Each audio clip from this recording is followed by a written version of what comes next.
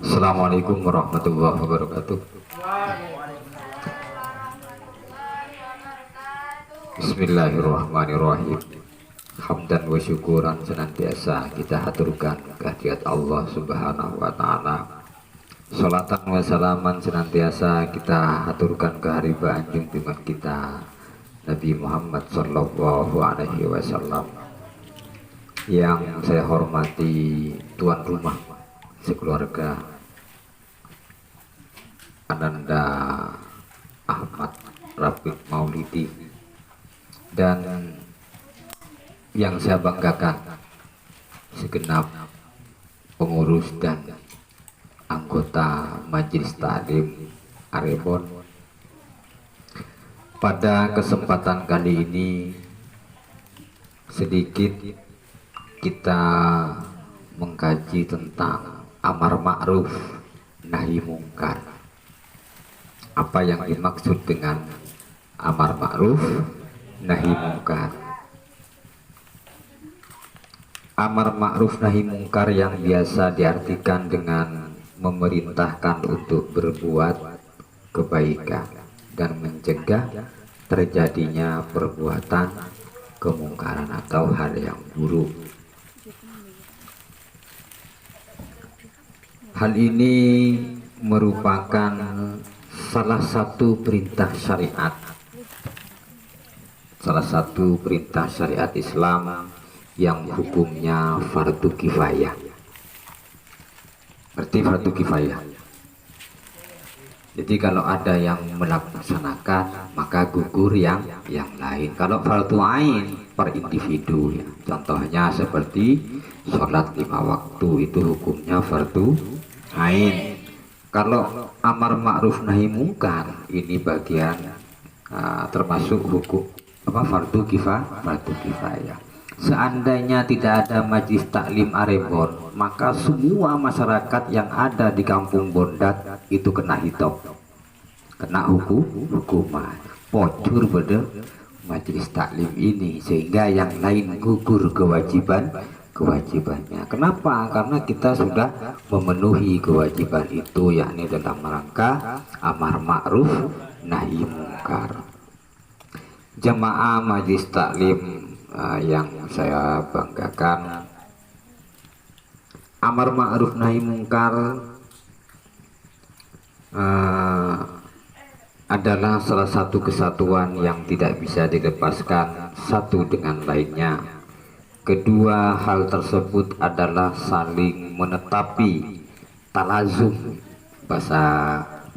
kalau bahasa Arabnya talazum, saling berhubungan ya, antara amar ma'ruf dan nahi mungkar. Yang disebut dengan ma'ruf adalah karena ketika seseorang itu berperilaku ma'ruf atau baik, maka otomatis kemungkarannya itu hilang. Sebaliknya kalau orang itu berbuat tidak baik, maka ma'rufnya hilang. Jadi satu kesatuan yang tidak bisa dipisahkan. Nempel kayak perangko ya. Al ma'rufu huwa ismun likulli ma arafa min ta'atillahi azza wa jalla wa taqarrubu ilaihi wal ihsanu ila an-nasi wa kullu ma nadbu ilaihi syar'a.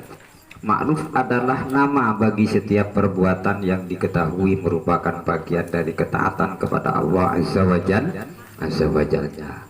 Kenapa tadi saya mencontohkan kalau seandainya di Kampung Bondat itu tidak ada Majelis Taklim Arebon ini, maka akan kena semuanya, karena Majelis Taklim ini merupakan kegiatan yang menuju pada ketaatan kepada Allah Azza wa Jalla, mendekatkan diri kepadanya, terus kemudian berbuat baik kepada sesama manusia. Dan setiap apa yang disunahkan oleh syariat Islam itu kita laksanakan, seperti yang kita laksanakan setiap malam Jumat ini.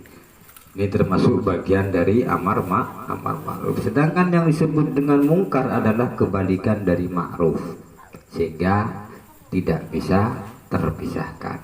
Jikalau kita berbuat baik, maka otomatis kemungkarannya hilang. Jikalau kita tidak berbuat baik, otomatis ma'rufnya yang hilang. Kuntum khairu ummatin, sesuai dalam firman Allah dalam Al-Quran. Kuntum khairu ummatin ukhrijat linnasi ta'muruna bil ma'rufi wa tanhauna 'anil munkari wa tu'minuna billahi walau amana ahlul kitabi lakana khairan lahum minhumul mu'minuna wa aksaruhumul fasiqun. Ini bertepatan dalam surat Ali Imran ayat 110, yang artinya kamu adalah umat yang terbaik. Jadi kuntum khairu ummatin. Siapa khitab yang kuntum khairu ummatin? Yakni orang yang selalu berbuat baik. Kalau majlis ini perbuatannya selalu baik, berarti khitabnya Al-Quran itu kepada majlis ini. Sebaliknya kalau majlis ini berbuat tidak baik, maka ancaman yang akan terjadi.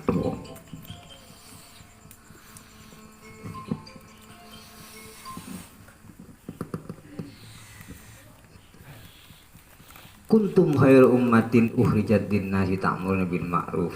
Jadi kitab dalam Al-Quran surat Ali Imran ini bagi orang yang berbuat baik. Jadi kalau kalian berbuat baik termasuk umat.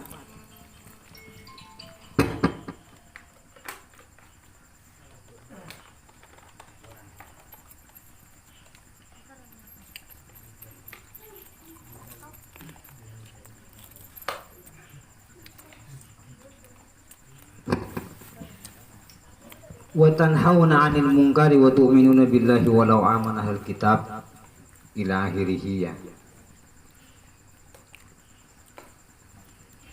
Sekiranya ahli kitab juga beriman, tentulah itu lebih baik bagi mereka. Di antara mereka ada yang beriman dan kebanyakan mereka adalah orang-orang yang fasik.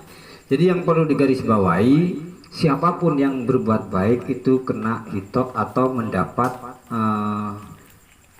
perintah kuntum khairul ummatin, atau masuk bagian dari umat yang dilahirkan untuk berbuat baik kepada sesama manusia. Dan dalam hadis juga dijelaskan, ini tepatnya di hadis Arba'in Nawawi, man ra'a minkum mungkaron falyughayyirhu biyadihi fa illam yastati fa bilisanihi fa illam yastati fa biqalbihi wa dzalika aqabul iman. Barang siapa di antara kamu sekalian yang melihat kemungkaran, hendaknya merubah kemungkaran tersebut dengan tangannya. Boleh si ceramah-ceramah papiaro. Itu kan maksudnya hadis tadi ya, secara lafaz. Jadi kalau kamu melihat kemungkaran, maka fal juga biyadi, harus dirubah dengan tangan. Acaca diri sombang mana? Main-main HP na papiaro, Mas.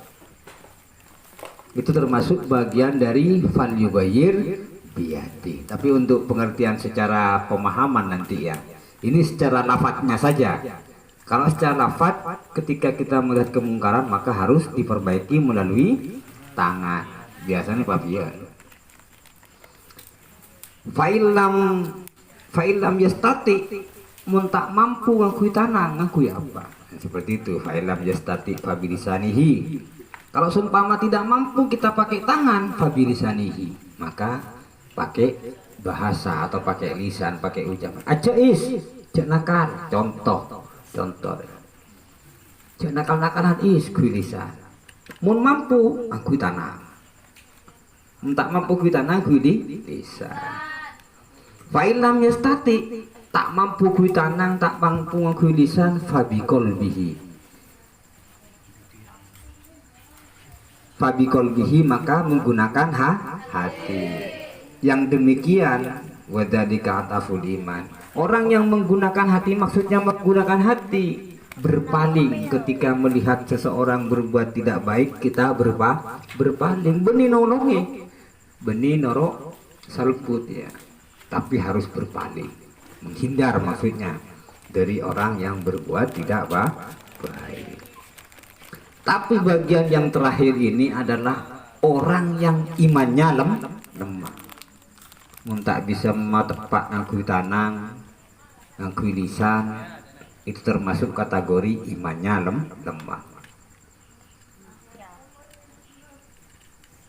Jadi yang pertama, dan ini adalah yang paling kuat, yaitu dengan menggunakan tangan.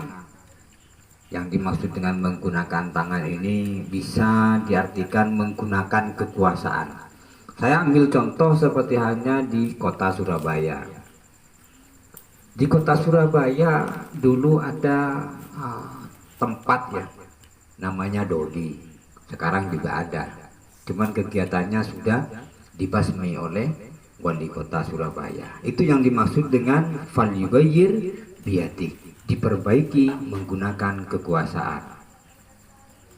Diperbaiki menggunakan kekuasaan. Hanya cukup buat aturan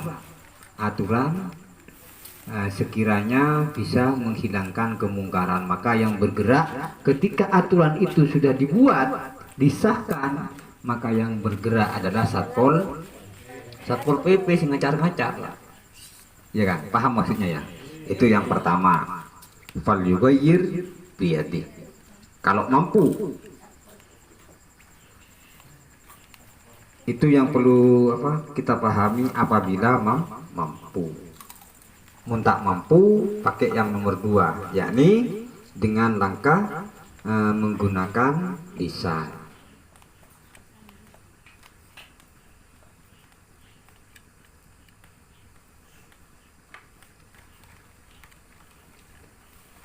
Ketika melakukan amar ma'ruf nahi mungkar dengan menerapkan cara yang pertama, hendaknya pertama kali dilakukan dengan kelemah lembutan dan kasih sayang, secara persuasif. Paengak ya, didekati dulu ya.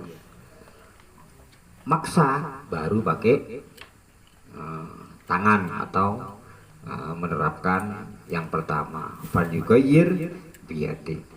Apabila 2 tingkatan ini tidak bisa dilakukan, maka hendaknya menerapkan amar ma'ruf nahi mungkar tingkat ketiga, yaitu dengan cara melakukan pengingkaran dalam hati atau tidak senang dengan adanya kemungkaran tersebut, dan haram untuk cuek bebek. Haram hukumnya cuek bebek. Ngerti? Cuek bebek, mencuek ayam, tak ngerti jadi. Jadi istilahnya cuek bebek itu tidak peduli. Melihat kemungkaran, kita tidak boleh, nggak boleh, itu hukumnya haram. Tapi harus diperbaiki, itu diarahkan, kasih saran seperti itu ya. Kita kalau cuek bebek, hukumnya haram, kena semua, satu kampung kena semua seperti itu. Tapi kalau ada yang mewakili seperti Majelis Taklim ini, maka yang lain gugur kewajibannya, atau bahkan pas desa dek sekali justru kena satu desa seperti itu. Dalam melakukan amar ma'ruf nahi mungkar ada beberapa syarat yang harus dipenuhi apabila hendak melakukannya. Jadi tak pas sembarang biar ya, ada aturan mainnya. Jadi kalau kepengen menerapkan amar ma'ruf nahi mungkar juga ada aturannya. Yang pertama, orang yang hendak melakukannya adalah seseorang yang alim, benar-benar mengerti dengan apa yang diperintahkannya atau yang dicegahnya tersebut. Dipastikan dulu kegiatannya. Kalau kegiatannya itu merugikan orang lain atau kelakuan seseorang itu merugikan orang lain, maka harus dicegah dengan biyadih ya. Kemudian yang kedua, syarat yang kedua, hendaknya amar ma'ruf yang dilakukan tidak menyebabkan kemungkaran atau kerusakan yang lebih besar. Contoh, hais nakal, pahe pabier ngakui yang ngakui panculin sampai mes ya, kolin sampai lokan kapi, itu tidak boleh juga. Itu namanya membahayakan. Jadi harus diukur ya. Diukur. Kemudian yang ketiga, orang yang melakukan amar ma'ruf hendaknya memiliki prasangka kuat bahwa yang dilakukannya tersebut bisa berfaedah. Dengan mempunyai praduga yang kuat, dengan cara memberi saran atau memperingati, itu bisa menyebabkan banyak faidah kepada orang yang berbuat tidak baik. Apabila dua syarat yang pertama tidak dapat dipenuhi, maka haram untuk melakukan amar ma'ruf nahi mungkar. Apabila syarat yang ketiga tidak dapat terpenuhi, maka kewajiban amar ma'ruf nahi mungkar adalah gugur. Bisa dipaham ya? Jadi syarat yang pertama, hendaknya seorang yang alim atau benar-benar mengerti dengan apa yang diperintahkannya atau yang dicegahnya tersebut. Jadi harus jelas apa yang dicegah, apa yang diperintahkan itu harus jelas. Syarat yang kedua, hendaknya amar ma'ruf yang dilakukan tidak menyebabkan kemungkaran atau kerusakan yang lebih besar. Yang ketiga, orang yang melakukan amar ma'ruf hendaknya memiliki prasangka kuat bahwa yang dilakukannya tersebut bisa berfaedah. Kalau sebelumnya tanda kegiatan seperti ini Arebon kurang berfaedah, sekarang sudah dikemas dengan yang namanya majelis taklim. Ternyata faedahnya besar. Seabid tak temu bisa temu. Bahkan sampai setahun tak pernah temu bisa temu di majelis taklim ini. Contohnya seperti yang baru dari Pulau Dewata, seperti itu ya. Abid tak ngaliae. Itu faedahnya dengan apa namanya adanya majelis taklim seperti ini. Padahal kiksi dari Sumbawa belum datang, cabang Sumbawa belum datang, cabang Bali sudah berkumpul, tinggal cabang dari Sumbawa. Yang cabang Sumeneb sudah hadir juga. Kita kurang hilang.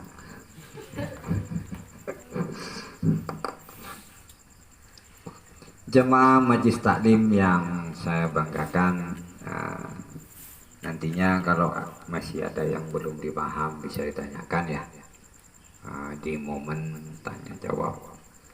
Sekian dari saya, kurang lebihnya saya mohon maaf. Wallahul muwaffiq ila aqwamit thoriq. Assalamualaikum warahmatullahi wabarakatuh.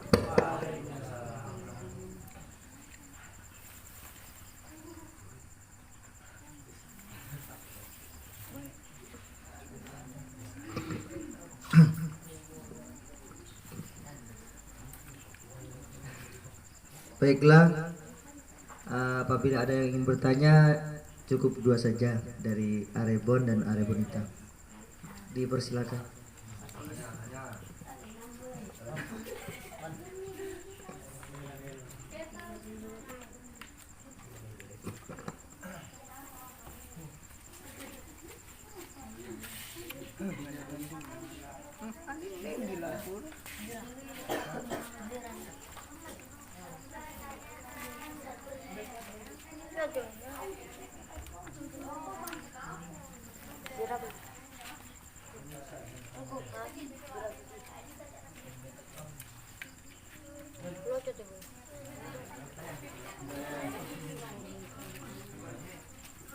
Yang di lampu tidak ada.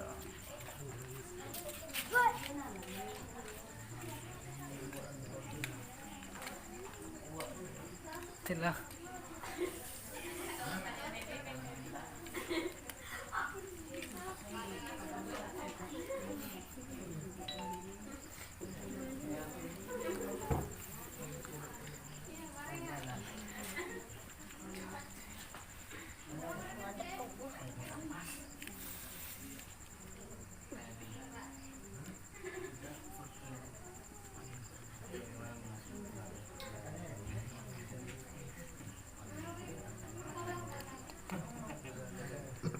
Mama, tolos.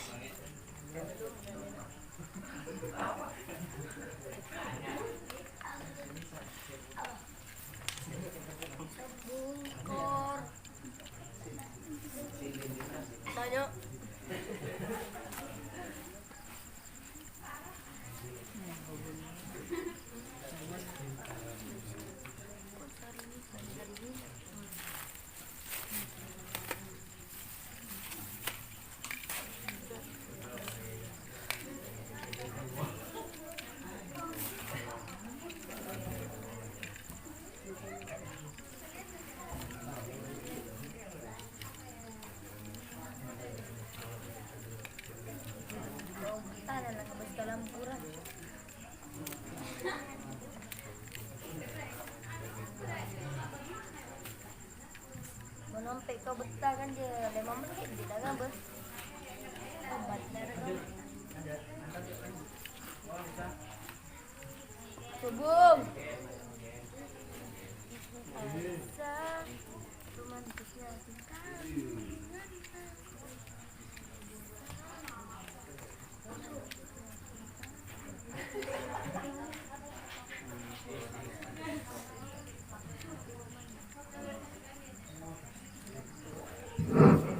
Assalamualaikum warahmatullahi wabarakatuh.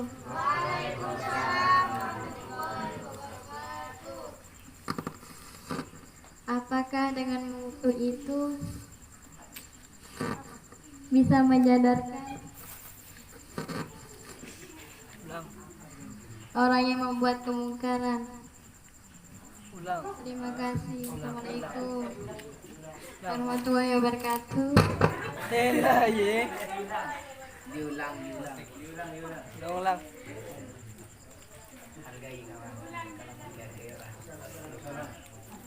Arjin. Apa Arjin? Assalamualaikum warahmatullahi wabarakatuh. Petang. Apakah dengan memukul itu bisa menyadarkan orang yang berbuat mungkar? Terima kasih. Wassalamualaikum warahmatullahi wabarakatuh.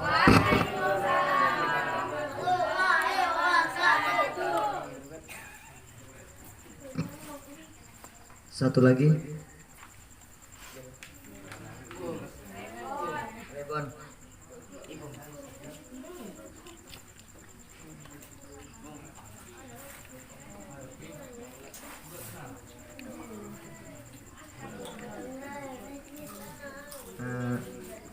Baiklah, tidak ada lagi. Selanjutnya kami pasarkan ke Ustadz Muslim. Terima kasih pertanyaannya ya. Famangkana, apa tadi?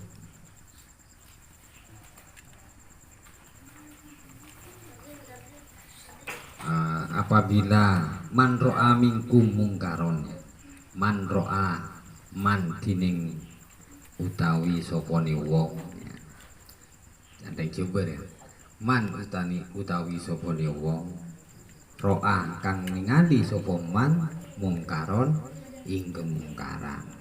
Jadi apabila seseorang melihat kemungkaran, fal yughayyir, moko becik dan ubah, harus diperbaiki. Fal yughayyir, maka perbaiki. Jadi siapapun yang melihat kemungkaran, perintahnya itu fal yughayyir biyadi, perbaiki dengan tangannya. Memang secara lafaz itu bermakna tangan, entah itu dipukul atau bagaimana ya, atau pakai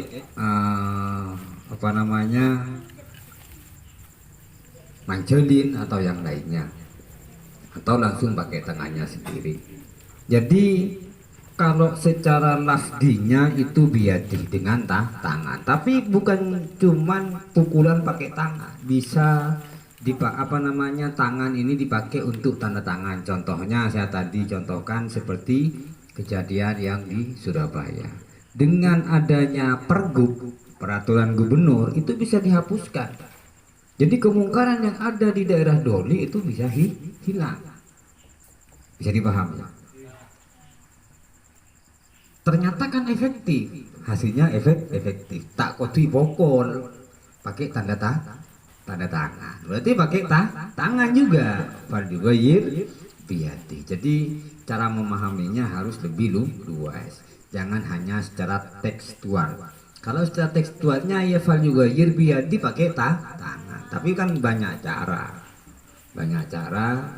Tidak harus menggunakan kekerasan. Sesuai dengan syaratnya tadi, siapapun yang ingin menegakkan amar ma'ruf itu orang yang harus ngerti manfaat atau faedahnya, dan juga tidak menimbulkan kerusakan yang lebih besar, baik pengaruh di masyarakat atau kepada orang yang diperbaiki. Bisa dipaham? Ya, terima kasih kalau bisa dipaham.